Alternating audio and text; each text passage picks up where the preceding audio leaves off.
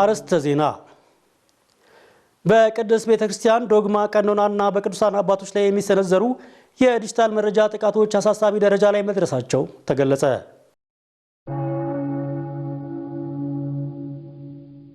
በወላይታ ሀገረ ስብከት የኦሪት መስዋዕት ይሰዋባት እንደነበር የሚነገርላት የያኪማ መካነ ብርሃን ቅድስት ማርያም ቤተክርስቲያን በሕልውናዋ ላይ አደጋ መጋረጡ ተገለጸ።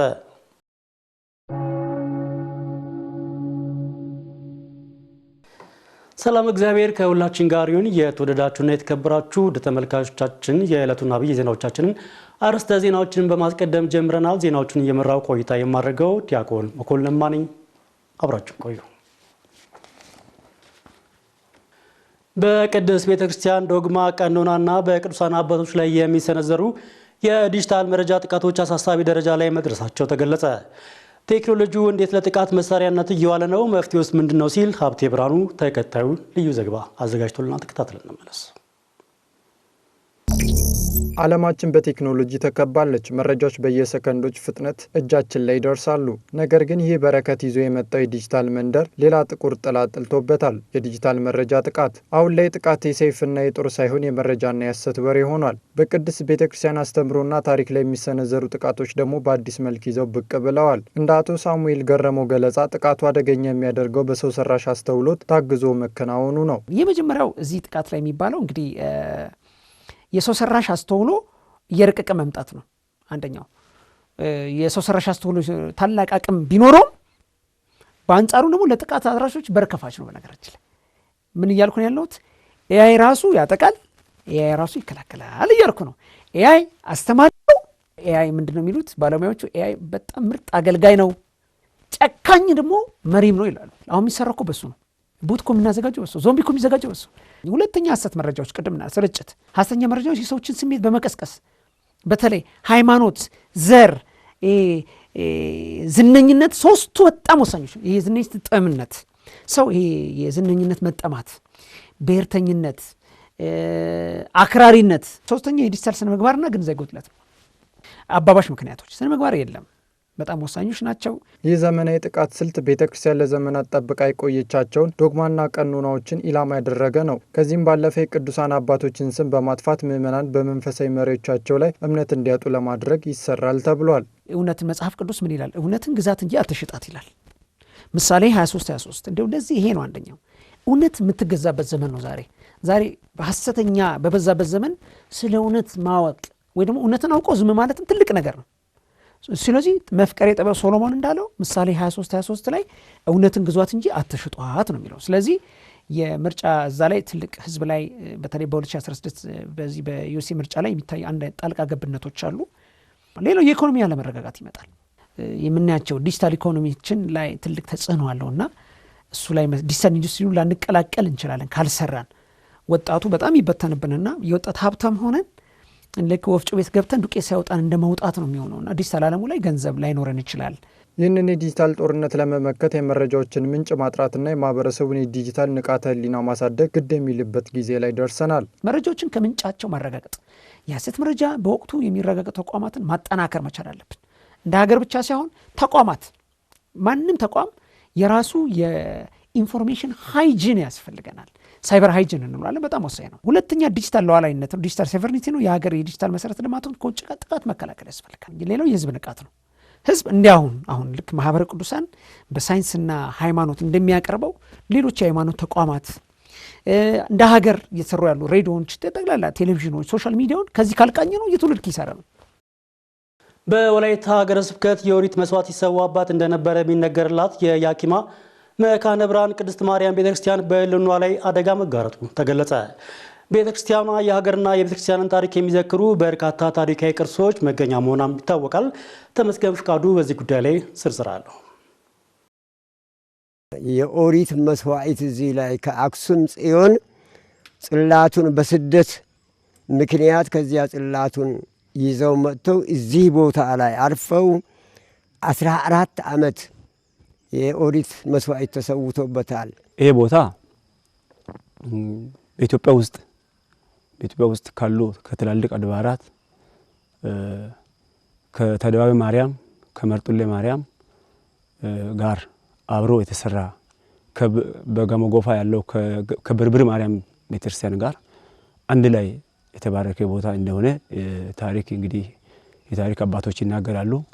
የብርብር ማርያም ጽላትም ከዚህ ተነስቶ ከ14 ዓመት በኋላ ወደ ብርብር ማርያም ከነሙሉ ንዋየ ቅድሳት እንደሄደ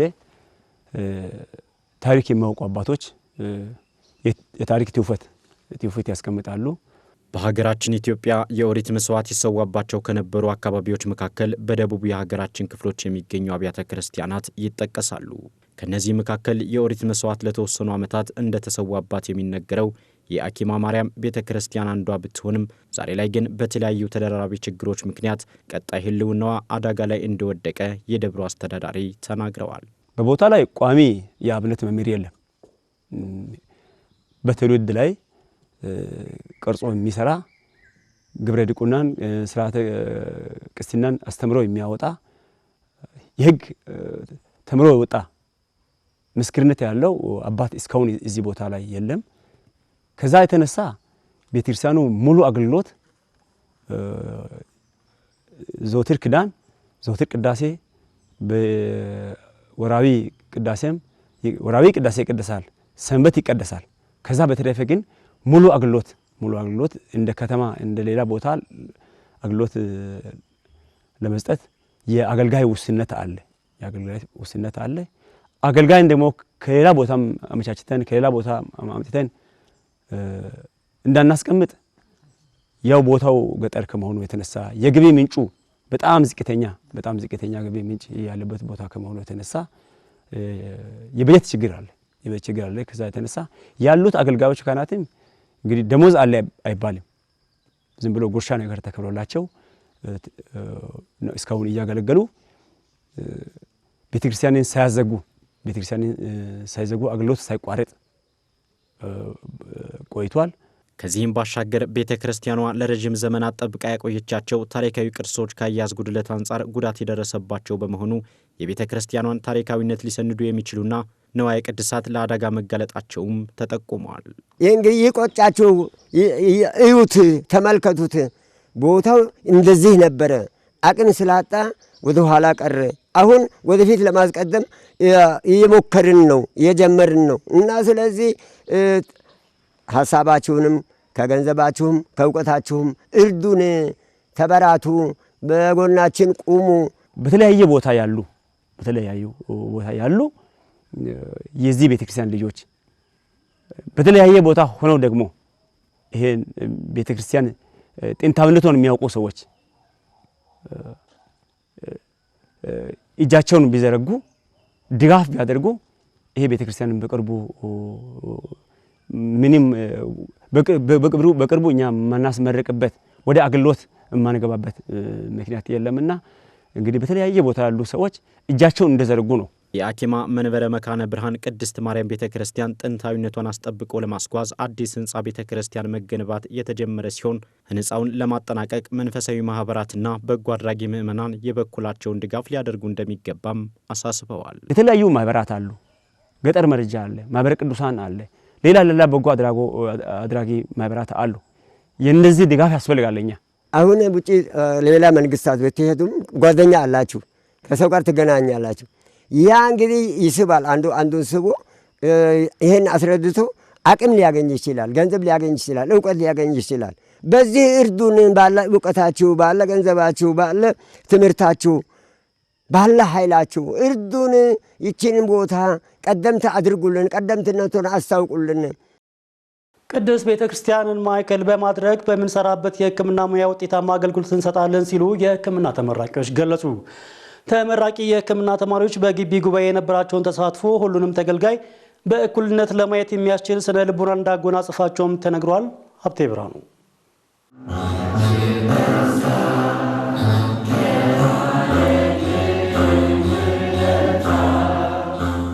ወደ ከፍተኛ የትምህርት ተቋማት የሚገቡ ተማሪዎች ከቤተሰብ ርቀው የሚኖሩ በመሆናቸው የሚያገኙትን ነጻነት ለተገቢው ዓላማ ካለመጠቀም ጋር ተያይዞ በሱስ ተያያዥ ችግሮች ውስጥ የመውደቅ ፈተና ይገጥማቸዋል። ይህን ፈተና በመቋቋም ተማሪዎች በመንፈሳዊ ሕይወት ታንጸው እንዲወጡ ግቢ ጉባኤያት ከፍተኛ ሚና እየተጫወቱ ይገኛሉ። በማህበረ ቅዱሳን አዲስ አበባ ማዕከል የግቢ ጉባኤያት አገልግሎት ዋና ክፍል ሲያስተምራቸው የነበሩ የቅዱስ ጳውሎስ ሚሊኒየም ሕክምና ኮሌጅ ተማሪዎችን አስመርቋል። ተመራቂዎቹ እንደገለጹት የሕክምና ትምህርት ከፍተኛ ትኩረት የሚጠይቅ ቢሆንም በግቢ ጉባኤ የነበራቸው ተሳትፎ ግን ለሕይወታቸው ትልቅ ስንቅ እንደሆናቸው ተናግረዋል። ግቢ ጉባኤ ያደረገልን ብዙ ነገር አለ። ትምህርትን ከማስተማር ጀምሮ ማለት ነው። ትምህርትን አስተምሮን ለምስጢራት እንድንሳተፍ በህይወት እንድንገልጸው አድርጎናል ማለት ነው። በግቢ ጉባኤ ላይ መሳተፍ የኦርቶዶክስ ተማሪዎች በተለይ ደግሞ ሕክምና ተማሪዎች በግቢ ጉባኤ ላይ መሳተፋቸው እንደ ሀገርም ቢሆን ትልቅ አስተዋጽኦ አለው። የተቸገሩትን በመርዳት ባለን አቅም በተሰጠን መክሊት በሕክምናችን በማገልገል እነሱን በመርዳት ሀገራችንንም እንደጋራ መቀየር እንችላለን ማለት ነው። ግቢ ጉባኤ እኔ እንጃ በቃላት ገልጬው የምጨርሰው አይደለም። እግራችንን ታጥበን እስከገባንበት ይኸው እስከዛሬ እስካስመረቀን ድረስ ውለታው በጣም እጅግ በጣም ብዙ ነውና በአገልግሎትም ከሌላም ነገሮች ሄደን እንዳንሰናከልም በዛም በተጨማሪም አይምሯችንን ሰብስበን ጊዜያችንን አስባርከን እንድንማር የሚያደረገን ግቢ ጉባኤያችን ነው። እነዚህ ተመራቂ የሕክምና ባለሙያዎች በቆይታቸው ያገኙትን መንፈሳዊ እውቀትና የሙያ ስልጠና በማጣመር በሚሰማሩበት የሕክምና መስክ ህዝባቸውን በታማኝነት ለማገልገል ቃል ገብተዋል። በስራ ዘርፉ ላይ ደግሞ የምናደርገው የሚሆነው ቤተክርስቲያንን በተቻለን መጠን ማገልገል ይሆናል ማለት ነው። በተሰማራንበት የሕክምና ዘርፍ ቤተክርስቲያንን ማገልገል ይሆናል የምናደርገው ማለት ነው። እግዚአብሔር በፈቀደልኝ መጠን ካህናቶች ብዙ ጊዜ አገልግሎት ብዙ የማያገኙምና እሱን በተቻለ መጠን ለማገልገል እናስባለን ማለት ነው። ከዚህም በኋላ እግዚአብሔር ፈቅዶልኝ ከዚህ ከወጣሁኝ በኋላ የግቢ ጉባኤውን ለማገልገል ባለኝ መክሊት በመስራት የበጎ አድራጎት ስራዎች ላይ ነዳያንንም ቢሆን ሌሎችንም ቢሆን በሕክምና አገልግሎት በመስጠት ላይ ለመተባበር በእግዚአብሔር ፊት እንግዲህ ቃል እገባለሁ። ማህበረ ቅዱሳን ለዚህ ደረጃ እንዲበቁ ላደረገላቸው ድጋፍ ምስጋናቸውን ያቀረቡት ተመራቂዎቹ ሌሎች በየከፍተኛ ትምህርት ተቋማት የሚገኙ ተማሪዎችን በግቢ ጉባኤ አገልግሎት ላይ በንቃት እንዲሳተፉ ጥሪ አቅርበዋል። ቅድስት ቤተ ክርስቲያን ነዳያንን ከመመጽወት ባለፈ በምጣኔ ሀብት ራሳቸውን በዘላቂነት ለማገዝ የሚችሉበትን ስልታዊ እቅድ ነድፋ ልትሰራ እንደሚገባ ተጠቆመ። የነዳያን መንፈሳዊ ጥንካሬ ከመጠበቅ ጎን ለጎን በስራ ባህልና በፈጠራ የታገዘ የኢኮኖሚ ድጋፍ ማድረግ እንደሚገባም ነው የተመላከተው። በማህበረ ቅዱሳን የባህር ዳር ማዕከል ያደረሰንን ዘገባ ዲያቆን ኤርሚያስ ደባሱ እንደሚከተል ያቀርበዋል። ኑሮ ራሴን እያስተዳደርኩ ነው። ቤተሰብ የለኝም።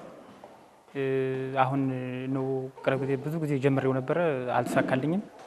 እንኳንስ እናንተ ሳገኝ ከእግዚአብሔር ጋር ተገናኝቼ በዚህን መንገድ እንደሄድበት በዚህ መንገድ እንደዘርቅበት አቅሜ በሚችለው መንገድ እናንተ ተባብራችሁኝ የምሰራውን አቅሜ የሚችለውን ስራ እየሰራሁ እናንተ ጋር አብሬ ከእግዚአብሔር ጋር መገናኝበትን ስራ እናንተ ጋር መገናኝበት ነው እግዚአብሔር ጋር መገናኝበትን ስራ እንድሰራ ነው የምፈልገው። ቀደም ሲል ያደመጥናቸው ነዳያንን ጨምሮ በርካቶች በጎዳና እንዲሁም በቤተ ክርስቲያን አጸድ ኑሯቸውን አድርገው የሚኖሩ እንዳሉ አይዘነጋም። ዘወትር የበጎ አድራጊዎችን እጅ በማየት ኑሯቸውን የሚገፉ ነዳያን ከሽርፍራፊ ሳንቲምና ዘላቂነት ከሌለው ድጋፍ ባሻገር በምጣኔ ሀብት ራሳቸውን የሚችሉበትን ስልታዊ እቅድ በመንደፍ ሊሰራ እንደሚገባ ተመላክተዋል። ነዳያን የተረሱ መቅደሶች ናቸው። በተለያየ ምክንያት ሰው ሀብት ነው፣ ግን ሀብቱን ብንጠቀምበት በተለየ መልኩ እነሱም ሌላ ሰው የሚተርፉበት ሁኔታ ነው ያለውና ቤተክርስቲያን የነዳያን መጠጊያ እንደሆነች መጽሐፉም ይናገራል እና እሱ ነው። ስለዚህ ተደራሽ እየሆነ አይደለም። ተቋማዊ በሆነ መልኩ አሳን ሁሌ ከመስጠት የአሳ ማጥመጃውን ሰጥቶ እኒህ ሰዎች ለሌላው የሚተርፉበትን ሁኔታ ማመቻቸት ይጠበቅባታል ብዬ አስባለሁ። ይህንን ምናልባት እንደ ሰበካ ጉባኤ በየአጥቢያው ያሉ አድባላት ለነሱ ብድር በማመቻቸት ሊሆን ይችላል። ከዛ ባለፈ ደግሞ ባሉን ቦታዎች ላይ የተለያዩ ማሰልጠኛዎችን አሁን መስዋዕት አድርገን የምንጠቀምበት ጧፍ፣ ሻማ ንጹህ ነው ወይ? በቃ ከሰም ንጹህ የሆነ መስዋዕት ለእግዚአብሔር እነሱ እንኳን ሰልጥነው ነጠላ ቢያመርቱ የግብርና ሊሆን ይችላል፣ በዘመናዊ መልኩ አቅማቸው በሚፈቅደው የሽመና ሊሆን ይችላል። በዛ ላይ አደራጅታ አሰልጥና እኒህ አማኞቿ የተሻለ ሰው የሚሆኑበትን ስራ የመስራት ግዴታ አለባት። በተለይ የልማትና ክርስቲያናዊ ተራድኦ ኮሚሽን በቤተክርስቲያኑ እንደ ልማት አለ። በመዋቅርም ቃለ ዓዋዲ ላይ ራሱን ችሎ በየሰበካ ጉባኤ የበጎ አድራጎት አለ። እነሱ እነዚህን የማደራጀት የማብቃት ስራ ይጠበቅባቸዋል ብዬ አምናለሁ። የሥራ ክቡርነትን የምታስተምር ቅድስት ቤተ ክርስቲያን በዙሪያ ያሉ ነዳያንንም ወደ ሥራ የሚገቡበት መንገድ መዘርጋት እንደሚጠበቅባት ያነሱት ቀሲስ ሀብታሙ ማሩ ለዚህም የአሃት አብያተ ክርስቲያናትን የሥራ ተሞክሮ ዋቢ አድርገው ያብራራሉ። አሁን ግብጽ ክርስቲያኖችን ስንመለከት አይደለም ለነዳያን የዩኒቨርሲቲ ተማሪዎችን ገዳማት ክረምት ላይ ሌላ ቦታ እንዳይባዝኑ የራሳቸውን ስራ አሰርተው ገንዘብ ይከፍላሉ። በዚህ ደረጃ ምዕመኑም እኒህ የኛ ሰዎች ናቸው። ቅድም የተናገሩትን ቃለ ምልልስ ባለፈው ምግብ ላይ ባለው ተሳትፎ ስንመለከት ሰብሳቢ ነው እንጂ ያጡ በተለየ መልኩ የሚያደራጅ አካል ቢኖር እኒህ ሰዎች ነገ ለሀገር ተስፋ ይሆናል ብዬ አምናለሁ። ቤተክርስቲያን በዚህ የሰው ሀብት አላት፣ ኢኮኖሚም አላት። እውነት እንነጋገር አሁን የበለጠ ግንዛቤውን መፍጠር ነው። ይሄ ምንድነው መውሰድ ያለበት ሰበካ ጉባኤው ተልኮ መውሰድ ያለበት። መቼም ሙዳየ ምጽአት የነዳያን ሀብት ነው ከተባለ ያንን ወደዛ ማምጣት ደረጃ መድረስ አለበት።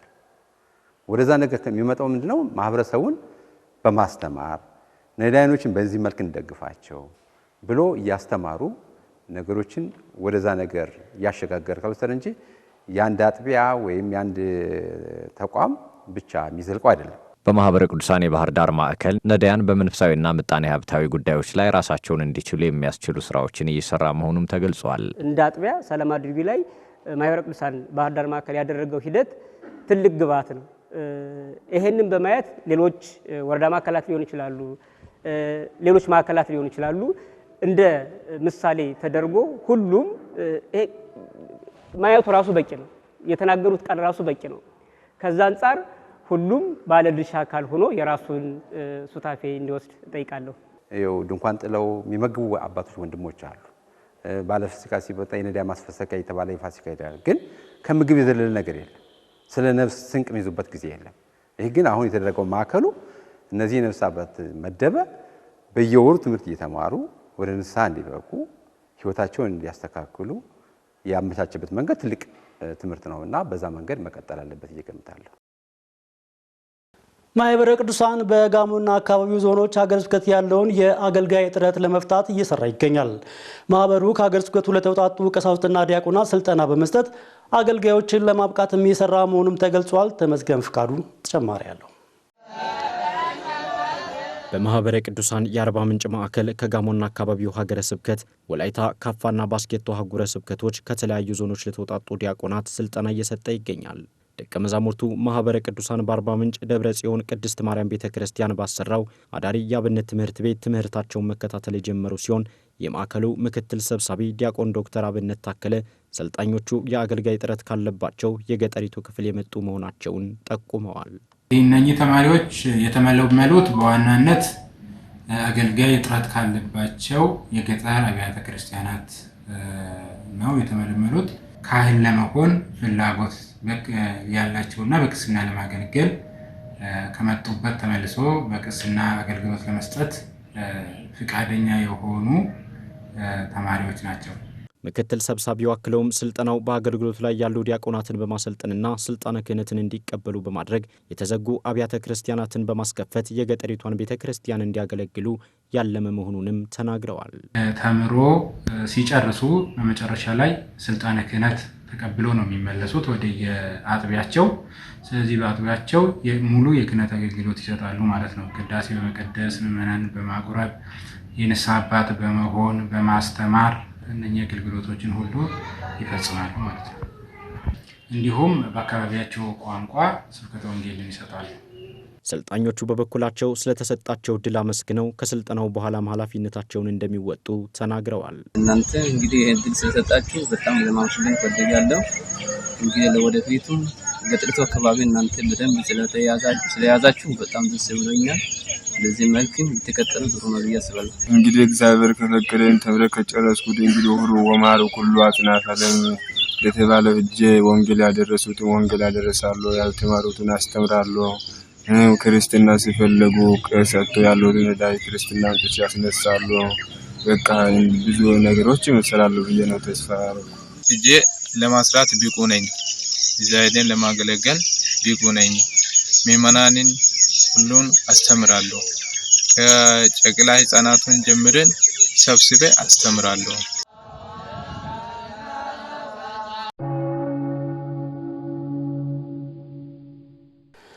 በመጨረሻም ተመልካቾቻችን በዕለቱ ታስበው ከሚውሉ ቅዱሳን መካከል ቅዱስ ብሩታዎስ ሐዋርያ ይገኝበታል። ታሪኩ እንደሚከተለው ተዘጋጅቷል። ተከታትለን እንመለስ።